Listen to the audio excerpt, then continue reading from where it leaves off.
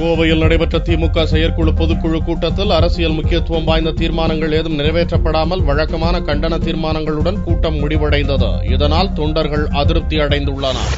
தமிழக சட்டமன்ற தேர்தலில் படுதோல்வியை சந்தித்த திமுக தொடர்ந்து பல்வேறு சிக்கல்களில் சிக்கி தவித்து வருகிறது.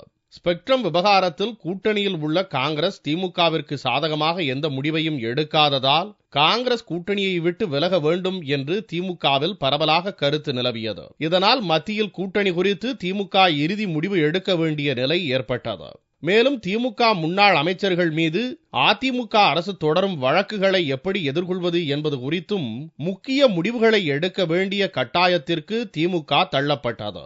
இந்நிலையில் கோவையில் நடைபெறும் திமுக செயற்குழு பொதுக்குழு கூட்டத்தில் காங்கிரஸ் கூட்டணி குறித்தும் தமிழகத்தில் திமுகவின் அடுத்த கட்ட நடவடிக்கை குறித்தும் முடிவு அறிவிக்கப்படும் என்று திமுக தலைவர் கருணாநிதி ஏற்கனவே அறிவித்திருந்தார்.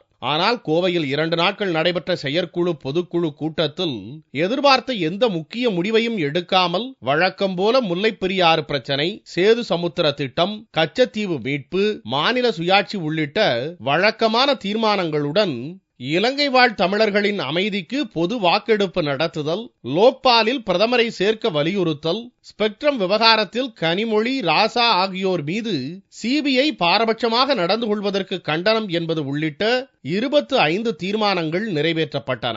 திமுக தலைவர் பதவிக்கு அடுத்தது ஸ்டாலினா அழகிரியா என்ற விவாதம் நடந்தபோது ஸ்டாலின் ஆதரவாளர்களுக்கும் அழகிரி ஆதரவாளர்களுக்கும் வாக்குவாதம் முற்றியது.